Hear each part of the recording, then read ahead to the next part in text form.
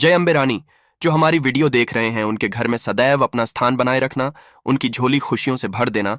जय माता दी। दोस्तों, 2023 में इस बार मां दुर्गा हाथी पर सवार होकर पृथ्वी लोक पर पधार चुकी है। शास्त्रों में वर्णित है कि तथा मान्यताओं के अनुसार अगर शारदीय नवरात्रि पर यदि माता दुर्गा का आगमन उनके वाहन सिंह पर नहीं बल्कि हाथी पर होगा तो मान्यता है कि माता दुर्गा का हाथी पर सवार होकर आना बहुत शुभ और कल्याणकारी समझा जाता है। जीवन सुखमय हो जाता है, भक्ति का भरपूर लाभ भक्तजनों को मिलता है, दिल में सुकून मिलता है। माता वैष्णो भरपूर आशीर्वाद देती है। दोस्तों, इस बार नवरात्रि पूरे 9 दिनों तक चलेगी, यानी 9 दिनों तक नवरात्रि का पर्व मनाया जाएगा। न एक भी दिन कम, न एक भी दिन ज्यादा, पूरे 9 दिनों तक चलेगी। माता वैष्णो की पूजा, मां शेरावाली की विशेष रूप से पूजा आराधना की जाएगी। शारदीय नवरात्रि का महापर्व 2023 में 15 अक्टूबर दिन रविवार से शुरू होकर 23 अक्टूबर दिन सोमवार को समाप्त होंगे। दोस्तों, चलिए अब जानते हैं नवरात्रि में कौन कौन सी सब्जी नहीं खाना चाहिए और कौन कौन सी सब्जी खाना चाहिए और कौन सा फल खाने से व्रत टूट जाता है। आइए जानते हैं नवरात्रि में क्या खाए और क्या नहीं खाए और क्या पीना चाहिए और कौन सा फल खाना विशेष और शुभकारी समझा गया है। आज हम आपको विस्तार से बताएंगे, परंतु आगे बढ़ने से पहले कमेंट बॉक्स में राशि जरूर डाल दीजिएगा। यदि हमारे पास आपकी राशि के अनुसार कोई उपाय होगा तो वह आकर हम आपके कमेंट के रिप्लाई में बता देंगे, ताकि आपको राशि के अनुसार फल हासिल हो। राशि के अनुसार किया गया कार्य बहुत ही शुभ समझा जाता है। मैया वैष्णो रानी बहुत प्रसन्न होती है। कमेंट में लिखे, माता रानी आपका स्वागत है। हमारे घर में जय माता रानी एक लाइक जरूर करें। वैष्णो रानी के लिए एक लाइक तो बनता है। दोस्तों, शास्त्रों के अनुसार बताए गए व्रत चाहे किसी भी तरह के क्यों ना हो, उनसे जुड़े पालनों का नियम करना अति आवश्यक समझा जाता है, क्योंकि जो मन के मुताबिक किया जाए वह संघर्ष नहीं कहलाता। कहा जाता है कि मनोकामना को पूर्ण करने के लिए थोड़ा सा संघर्ष यानी कि तपस्या तो करनी ही पड़ती है। इसीलिए ऐसी मान्यता है कि व्रत को पूर्ण विधि विधान से किया जाना चाहिए, तब आपको व्रत का पूर्ण लाभ फल हासिल होता है। अति उत्तम और शीघ्र दीर्घायु वरदान हासिल होता है। आपकी सभी मनोकामनाएं शीघ्र मैया रानी पूर्ण है। ऐसे व्यक्ति को मरने के बाद माता रानी के चरणों में स्थान मिलता है। वह सदैव मां की सेवा करता है। ऐसा भक्त स्वर्ग लोक में जाता है। इसीलिए हर शास्त्र यही कहता है कि सच्चे दिल से अगर आपके मन में ईश्वर के प्रति श्रद्धा हो तो बिन पूजा पाठ के सारा फल मिल जाता है, और अगर मन में ईश्वर के प्रति शंका हो तो उस मनुष्य को कई जन्मों तक सुख नहीं मिलता। वह एस्टरिस्क एस्टरिस्क एस्टरिस्क एस्टरिस्क में ही भटकता रहता है।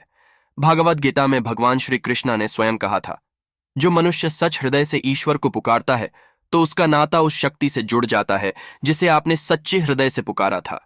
इसलिए भगवान भी कहते हैं कि सच्चे हृदय से ही ईश्वर को पुकारो तो वह आपकी हर मनोकामनाओं को पूर्ण करते हैं।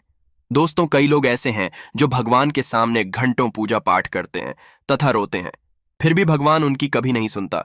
दरअसल जब आप सच्चे मन से ईश्वर को पुकारते ही नहीं हैं तो भला वो आपकी पुकार कैसे सुनेंगे। दोस्तों, ये तो थी बातें जो भक्त और भगवान के बीच की हैं। अब हम जानते हैं नवरात्रों के दौरान क्या नहीं खाना चाहिए और क्या नहीं पीना चाहिए और कौन सा फल खाने से व्रत संपूर्ण और सफल हो जाता है।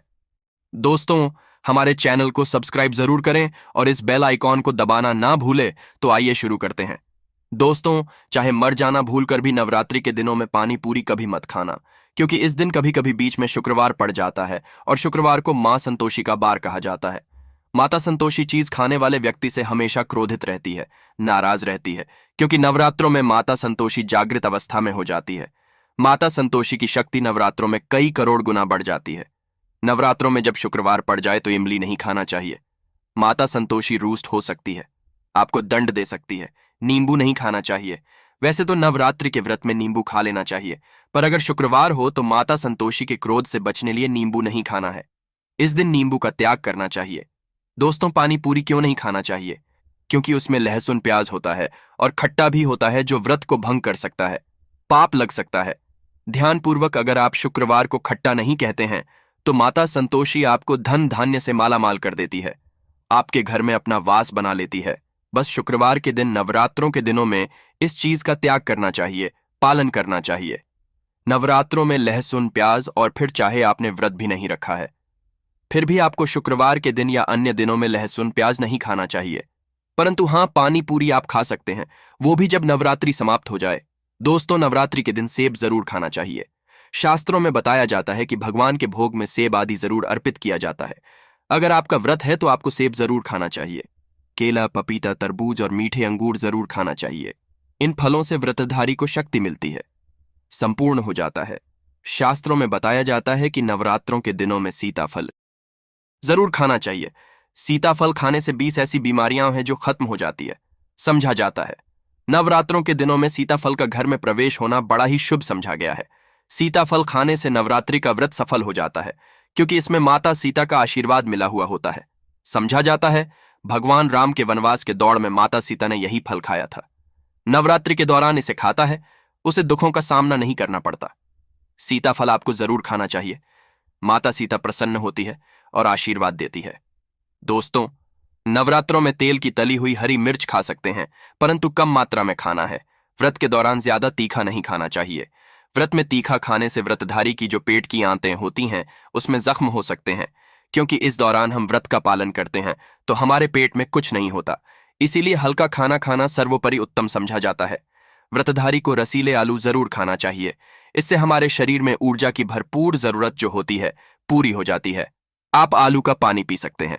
रसीले आलू जरूर खाना चाहिए। दोस्तों, नवरात्रों में भिंडी की सब्जी जरूर खाना चाहिए। भिंडी में कई ऐसे पोषक तत्व होते हैं जो हमारी हड्डियों को मजबूत बनाते हैं, तथा नवरात्रों में बैंगन की सब्जी जरूर खाना चाहिए। परंतु याद रहे, जब नवरात्रों में सोमवार पड़ जाए तो बैंगन की सब्जी मत खाना, पाप लगेगा। नवरात्रों में सब्जी में हरा धनिया जरूर डालना चाहिए। हरे धनिये से धारी को पोषक तत्व मिलते हैं। नवरात्रों में हरा धनिया जरूर खाए, इससे जो शुगर लेवल होगा वह कम हो जाएगा। नवरात्रों में रिफाइंड का तेल और सरसों का तेल भूलकर भी व्रत के दौरान नहीं खाना चाहिए। मूंगफली का तेल और देसी घी और गोले का तेल खाना अच्छा समझा जाता है। दोस्तों, नवरात्रों में व्रतधारी को डब्बा बंद लस्सी, डब्बा बंद जूस नहीं पीना चाहिए। उसमें कई केमिकल मिले होते हैं जिसके कारण आपका व्रत टूट सकता है। जब भी आप फलों का जूस पिए तो याद रखें उसमें नमक न, नहीं तो व्रत टूट जाएगा। साथ ही साथ जूस में बर्फ भी नहीं डालना चाहिए। फलों का सादा जूस पीने से व्रत सफल होता है। दोस्तों, नवरात्रि के दौरान सिंघाड़े का आटा या कुत्तू का आटा खाने से पहले यह देख ले कि आटा पुराना नहीं होना चाहिए, क्योंकि पुराने आटे में कीड़े वगैरह पड़ जाते हैं जिसके कारण आपका व्रत टूट सकता है।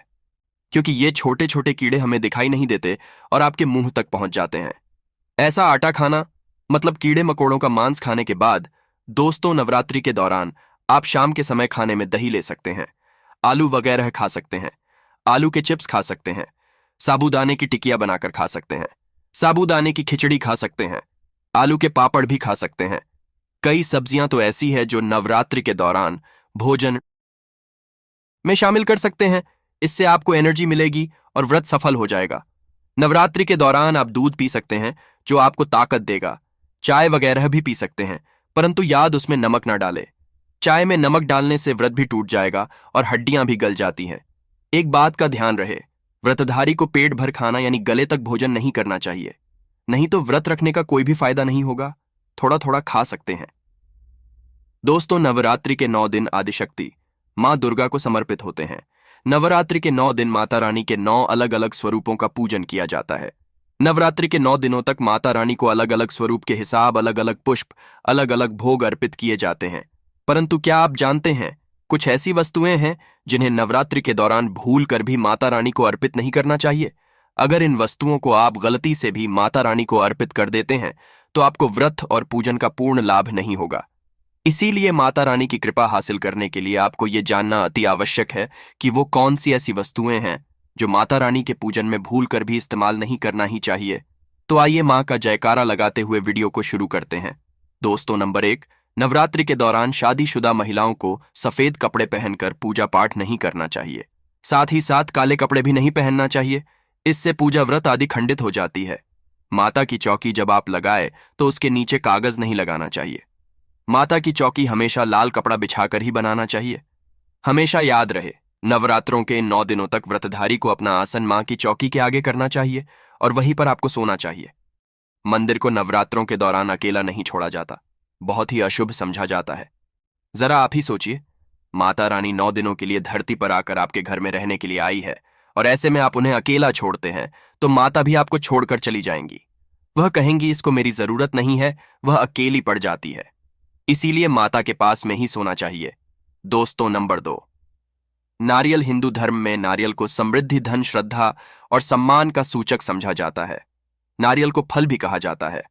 नारियल को सुख समृद्धि में वृद्धि करने वाला समझा जाता है। नारियल का हर मांगलिक कार्य में विशेष महत्व होता है। जैसे कि आप सभी जानते हैं कि माता रानी के कई मंदिरों में नारियल से बलि भी दी जाती है और माता रानी के पूजन में नारियल का इस्तेमाल हम सभी करते हैं। खासकर कलश की स्थापना नारियल रखकर ही की जाती है। माता रानी की पूजन में हम नारियल इस्तेमाल करते समय कुछ गलतियां कर बैठते हैं। कई तरह के होते नारियल, एक हरा दूसरा सूखा, जिसके अंदर पानी, जिस नारियल के अंदर पानी होता है। माता रानी के पूजन में सदैव पानी वाला और जटा वाला नारियल ही इस्तेमाल करें। नारियल का पूर्ण होना चाहिए। नारियल चटका हुआ या टूटा हुआ नहीं होना चाहिए, क्योंकि साबुत नारियल ही पूर्ण और पवित्रता का प्रतीक होता है। साबुत नारियल ही सुख समृद्धि का प्रतीक होता है। साबुत नारियल को ही श्रीफल यानी कि मां लक्ष्मी का फल कहा जाता है। नवरात्रि में माता रानी के कलश की स्थापना करते समय जटा वाला यानी पानी वाला नारियल ही कलश स्थापित करना चाहिए। साथ ही यह ध्यान रखना चाहिए कि नारियल को सदैव कलश के ऊपर लेटाकर रखना चाहिए। घट स्थापना करते समय कभी भी नारियल को खड़ा करके नहीं रखा जाता। नारियल को सदैव लेटाकर कलश के ऊपर रखा जाता है। साथ ही नारियल को स्थापित करने से पहले आप नारियल को लाल कपड़े में लपेटकर उस पर और फिर लाल चुनरी उड़ाकर आप नारियल को कलश के ऊपर स्थापित करें।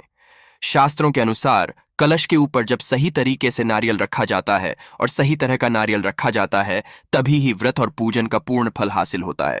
यह भी ध्यान रहे कि महिलाएं माता रानी को नारियल अर्पित तो कर सकती हैं, परंतु कभी भी माता रानी के सामने नारियल को भूलकर भी ना तोड़े, क्योंकि नारियल बीज रूप होता है और स्त्रियां बीज रूप से ही शिशु को जन्म देती है। इसीलिए कभी भी महिलाओं को नारियल नहीं तोड़ना चाहिए। दोस्तों, नंबर 3, लौंग। हम सभी माता रानी के पूजन में इस्तेमाल करते हैं, परंतु लौंग का इस्तेमाल करते समय एक बहुत बड़ी गलती कर बैठते हैं। हमेशा ध्यान चाहिए कि माता रानी को सदैव फूल वाली लौंग ही अर्पित करना चाहिए।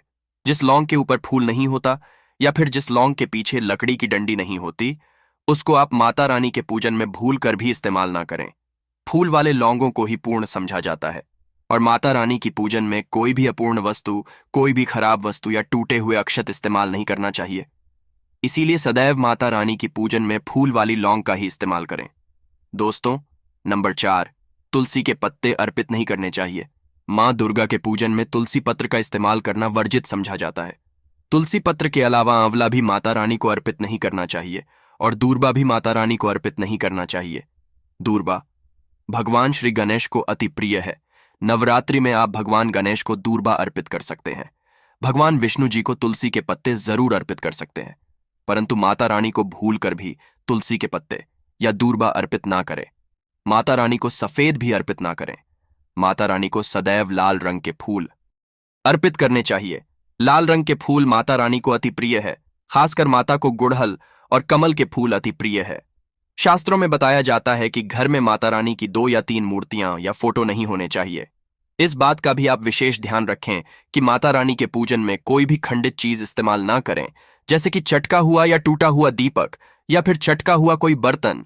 साथ ही यह भी ध्यान रहे कि लोहे और प्लास्टिक के बर्तन आप माता रानी के पूजन में इस्तेमाल ना करें, क्योंकि प्लास्टिक के चाइनीज बर्तन हड्डियों के पाउडर से मिलकर बनते हैं। ऐसा ना करें।